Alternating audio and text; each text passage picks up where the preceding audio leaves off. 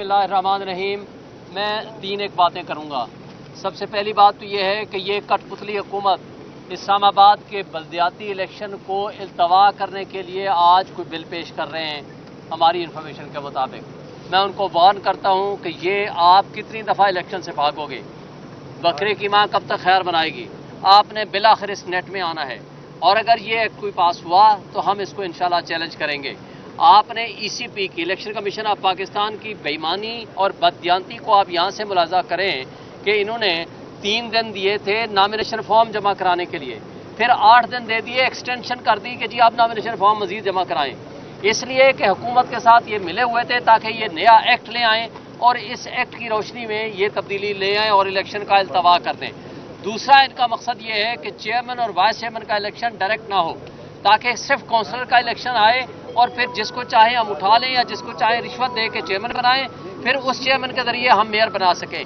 ये इनकी बेईमानी और बदनीयती है, तो इंशाल्लाह हम इसको चैलेंज करेंगे।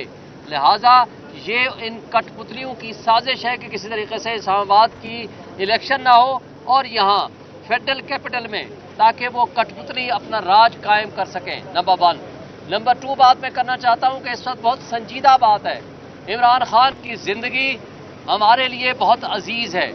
आज जिस तरह वो जो भी कंसर्न उनकी सिक्योरिटी के मुतालिक या उनकी खाने की चेकिंग के मुतालिक लोग थे, सब के सब बैक वक्त तब्दील कर दिए गए। जो आज से 1.5 महीना पहले अपनी पसंद के लोग लाए थे, उनको भी तब्दील कर दिया। तो हम ये समझते हैं कि हमें बहुत शिद्दत से इस बात का एहसास है और तशवीश है कि इमरान खान की ज़िंदगी को खुदा न खास्ता को ख़तरा हो सकता है। इसलिए हम एस्टेब्लिशमेंट को भी और इस कठपुतली हुकूमत को भी और उस डाकू रानी को भी, जिसने फॉर्म 47 के जरिए डाका जनी के जरिए वजूद में आने वाली हुकूमत है, हम उनको वार्न करते हैं अगर इमरान खान को कोई नुकसान पहुंचाने की कोशिश की गई तो फिर आपको कभी माफ़ नहीं किया जाएगा। हम डायरेक्ट आपकी तरफ आएंगे।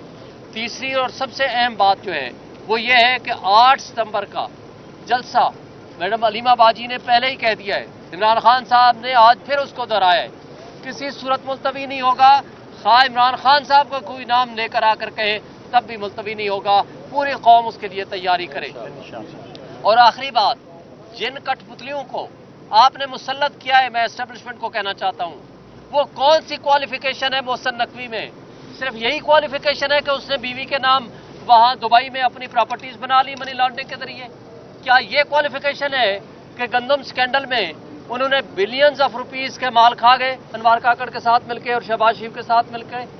क्या यही क्वालिफिकेशन है कि PTI के वर्कर्स को उठाया जाए, गिरफ्तार किया जाए, गायब किया जाए, उनके घर वालों को तशद्दुद किया जाए, उनके घर तोड़े जाएं, उनकी प्रॉपर्टीज को तोड़ा जाए, उनके कारोबार बंद किया जाए? ये अगर सिर्फ खसूसियत है तो आपने उनको न सिर्फ वजीर दाखिला बल्कि क्रिकेट टीम का आपने हेड ECP का इंचार्ज बना दिया। वो क्यों? इसलिए कि ये सिर्फ क्वालिफिकेशन की बुनियाद पर आज क्रिकेट टीम को तबाह बर्बाद कर दिया।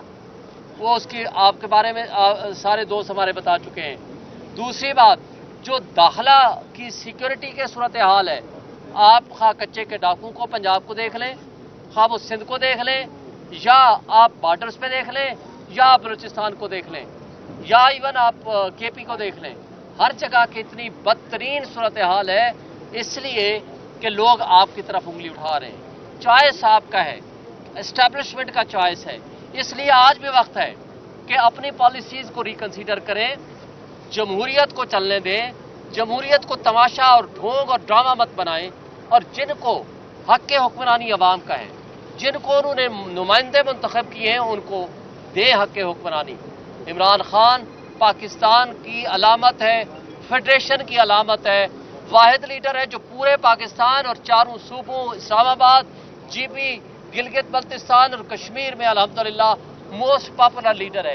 लिहाजा फेडरेशन की अलामत को आप पाबंद सलासल करेंगे या नुकसान पहुंचाने की कोशिश करेंगे तो आप फेडरेशन पे अटैक करेंगे। इसलिए आज भी वक्त है अपनी पॉलिसीज़ को रिकंसिडर करें।